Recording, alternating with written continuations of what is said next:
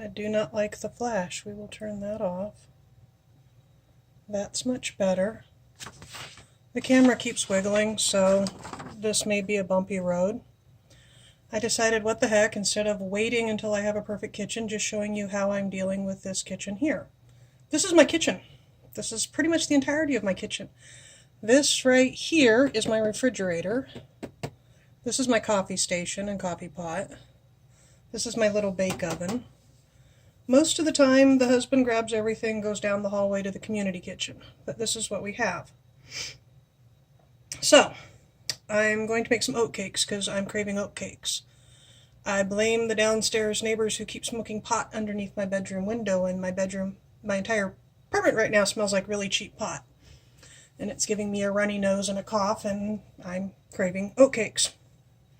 Here I have 2 cups of basic quick oats. And here I have 2 cups of oat flour. You can make oat flour with a coffee grinder. I recommend grinding up some cinnamon and other spices so that your coffee grinder has a good flavor before you make the oat flour. If you ground up pizza spices the time before, it might not taste so good. Anyway, the recipe calls for 1 3/4 cups oat flour. I've been making this recipe for years, and I just do 2 and 2. I don't measure that much. I'm going to drive you all nuts with that thing. So here's the oat flour going in. Then I haven't found a decent oat cakes recipe yet that calls for sugar, but I like it with a little bit of sugar in it. So I'm putting in a 1/2 cup of sugar. And I need about a 1/2 teaspoon of salt. This is generic Morton's. It has that iodinizing flavor. I should be using kosher. Small kitchen, deal with what you have. Always close your salt after you're done with it. And some baking powder. And you're supposed to make sure your baking powder is gluten-free. This baking powder is not gluten-free, but it's what I have, so it's what I'm doing with. And again, a 1/2 teaspoon. Can the camera see that? A 1/2 teaspoon going in. Okay, that's my dry ingredients. Now, stir really, really well. Let me move that so I can come over here. You want that baking powder throughout and not in one big nasty clump. So you stir, and you stir some more, and you stir some more. And I'm not talking, and I should be talking for the camera. Okay. If you haven't had oat cakes before, they are a dry, crumbly, low flavor, digestive biscuit designed to get your fiber in for the day. I like them. I like them dipped in chocolate. I like them with yogurt. I can eat myself sick on them because it's too much fiber for my gut to handle at any one time. Now, here's your small kitchen hack of the day. This recipe calls for melted lard, ghee, or coconut oil.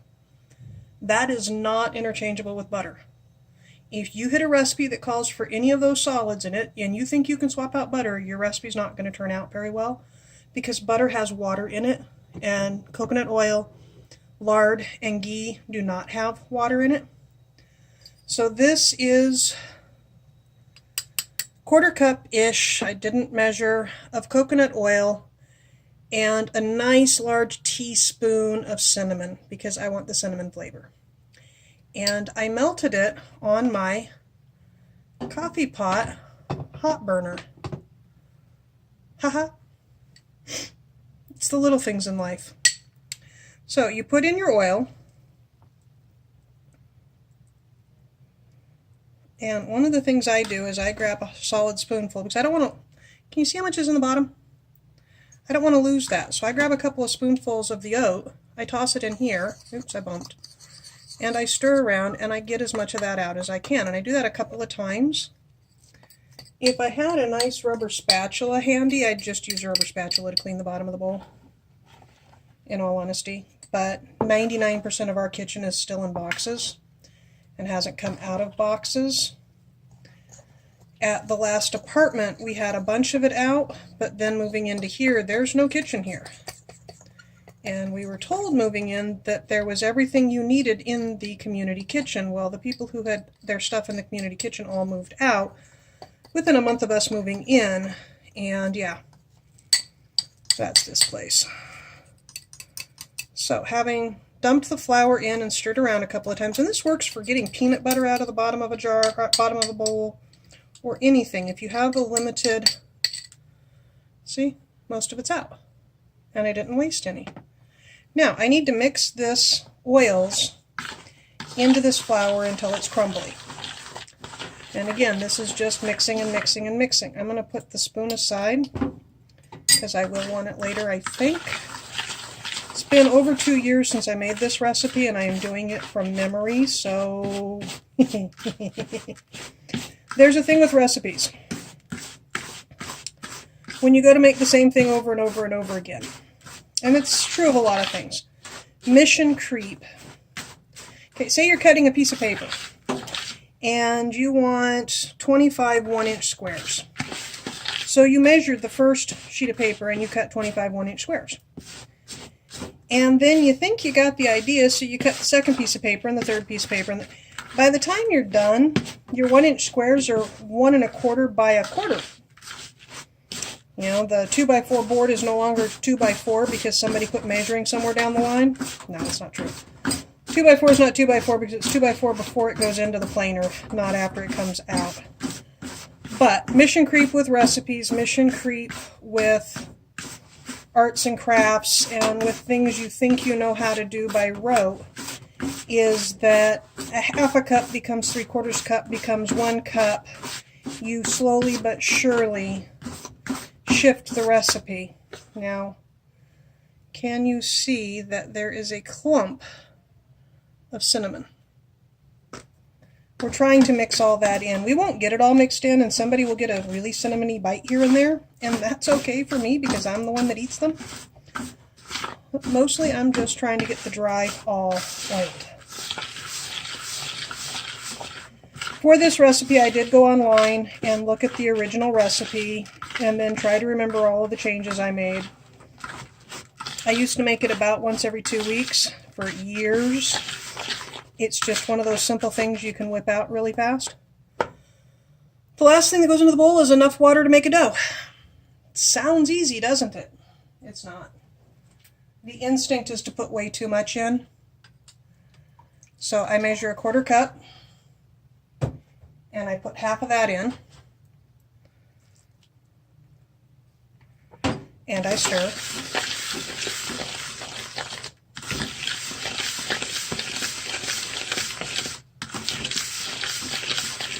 Standing here absolutely kills my back. I'm like wanting to curl up right about now.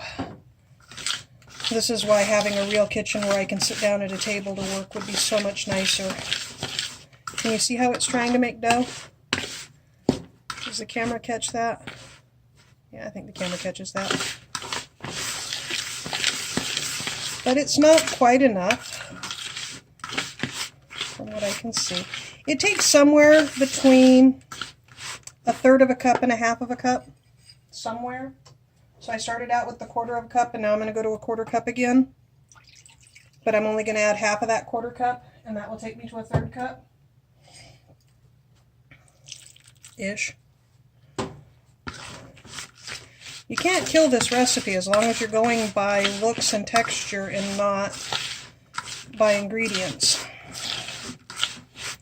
she says, knowing full well that, yeah, you can kill a recipe. Okay, see how that's almost a dough? That was more than enough water.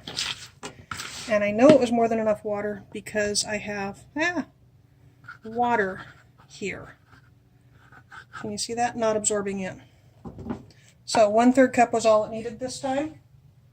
The variation is in room humidity.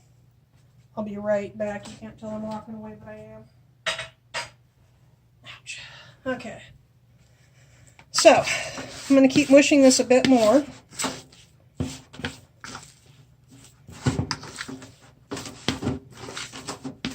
See how it's a dough? It's a dough. Okay, now I have to roll it thin. And One of my pet peeves on recipes these days is people use saran wrap. Saran wrap's plastic. Saran wrap's single use. Saran wrap's nasty for you and nasty for the environment. This is called waxed paper. It came into existence before we were born. It works really, really well. It is single use, but it's paper. Which means that when I'm done, because we go camping a lot, I can wad it up into a ball and put it in the fire starter bag. And it can be used as a fire starter. Come on out. I'm trying to flip this all out without making a mess. In all honesty, there have been times where I've gone to flip the bowl and it's all landed on my feet. Okay, so watch that. It clings until the very last minute and then it falls. And again, I'm walking away. You're supposed to get this to about a 1/4 inch deep, a 1/4 inch thick. This pan is slightly more than a 1/4 inch. It is that thick, which is about a 1/2 inch. I like my cookies really, really thick. Starting to see how it's not a problem? So, I put it in this pan and I smooth a basic baking sheet. And I smooth until I hopefully have it to all the edges. And it's usually about a 1/4 inch thick at that point.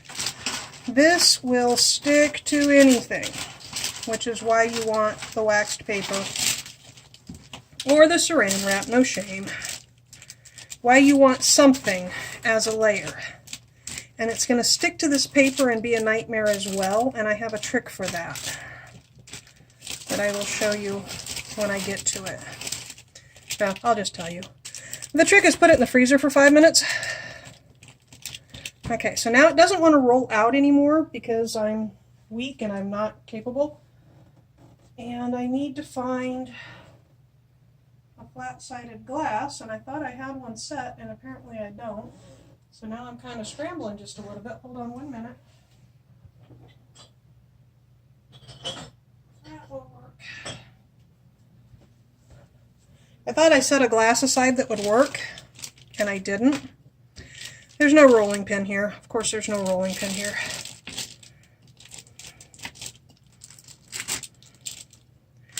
A lot of instructionals will tell you to use a wine bottle for a rolling pin.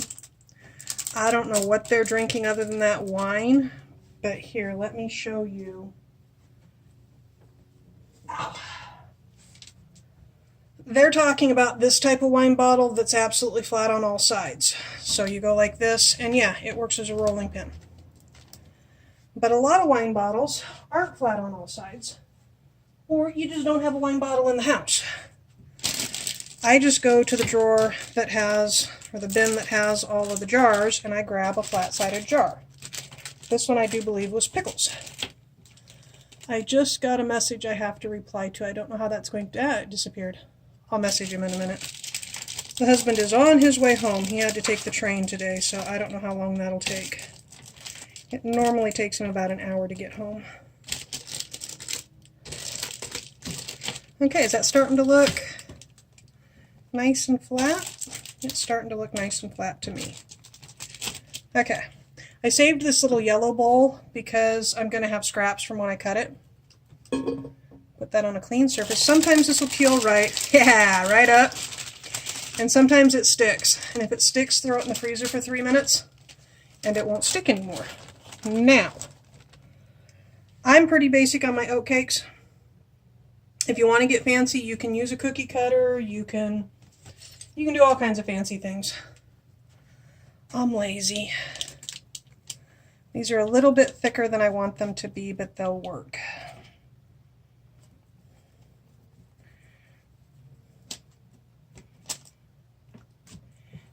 Because of the amount of oil in these, you don't need to oil your sheet. It helps to dust your sheet, but you don't need to oil your sheet. Here's a little trivia for the day. When you properly sourdough, when you let it rise 3 solid times, when you have a starter and then you let it rise 3 solid times, and it's been fermenting for a good solid 12 hours. If you knead in the bowl with oil the way the Eastern Europeans do, there might not be any gluten left in that bowl after 12 hours. Testable gluten.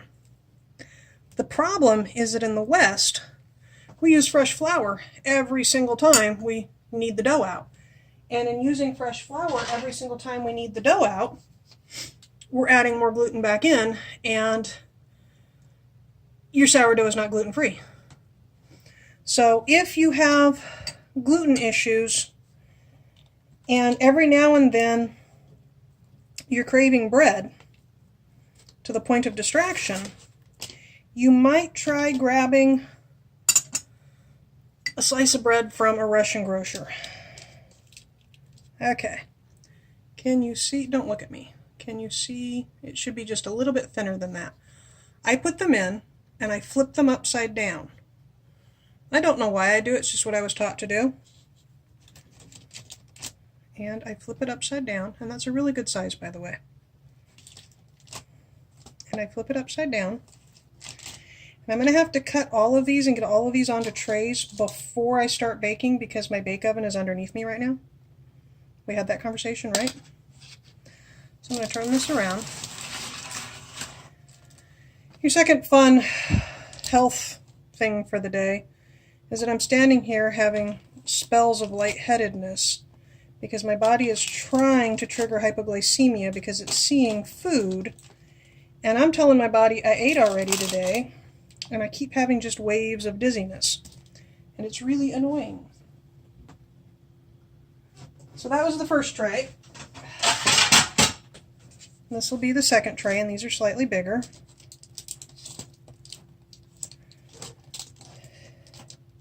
If I can get them out in one piece.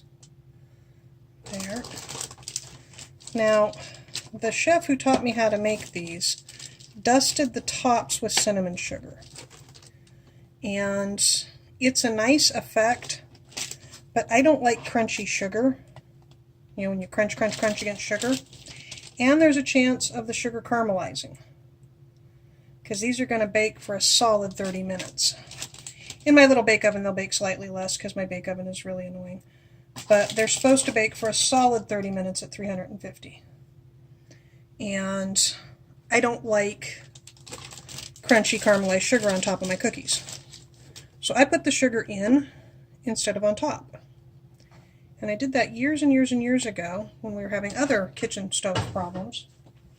And I really liked how it turned out, so I've been doing it ever since. Now this one I'm going to have to adjust. Okay, can you see the oxidization on the aluminum? Can you see that right there? Okay, I'm a super taster, which means I'm finicky and fussy and annoying. And I don't like that flavor.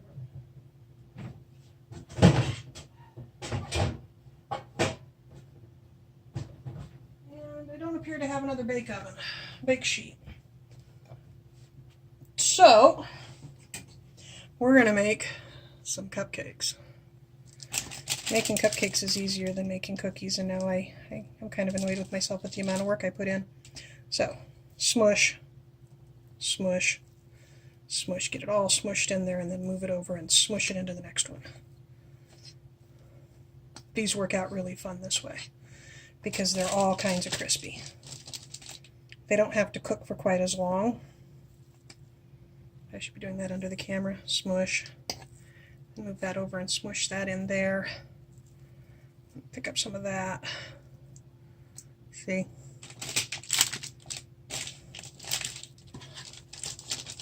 Or I could wait until they all got done and redo the cookie sheets, the smaller cookie sheets, but I'm not in the mood.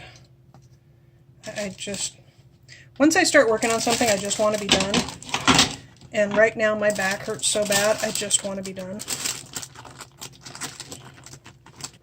That one fits there. I'm trying to see how many I have room for. Not quite all of them. So let's see how many of these go for. Yeah, maybe all of them. Because that one was smaller than the other batch. Yeah, that one will have to get cut and brought over. I'm talking to myself. Half of the reason for doing these videos is to talk to myself because I sit here all day long bored. You knew that, right? I'm trying to get this into the camera so you can see what I'm doing, but you know, once you've seen me do one, you kind of know what I'm doing, I think. I hope. Yeah, that whole back hates me thing. The lower back's had surgery a couple of times and is fused from, I think it's four or five down, is all fused and doesn't bend right. And the result is standing is painful. But the hip is damaged, so sitting is painful. The barometer's been being a total jackass this last 2 days with the snow, and it looks like it's going to continue for a while.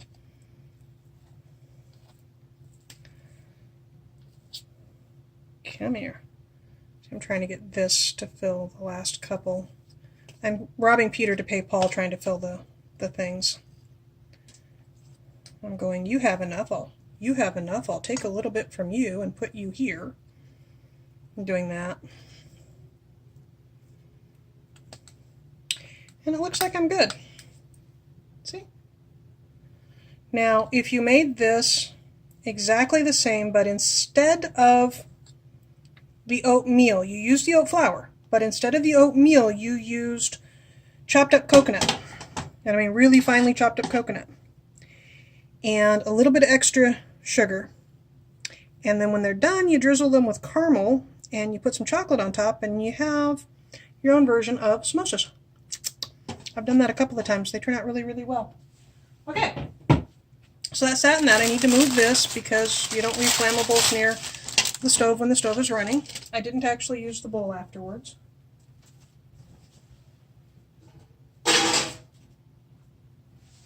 And I have to turn on the bake oven and bake them. And I don't know how to do the whole time-lapse thingy, you know, run it anyway and then shrink it together and make it go fast. So I'm debating on whether or not I want to leave this running for 30 minutes and try that, or lose the end of the video. And I think that I'm going to lose the end of the video. I'm going to shut this off in a second. These will be done in 30 minutes, and I'll post a photo on Facebook and Instagram. How's that? So you can see how they turned out. You'll see how they turned out before the video posts. Anyway, at that point, I'm pretty much done, and I'll talk to you the next time.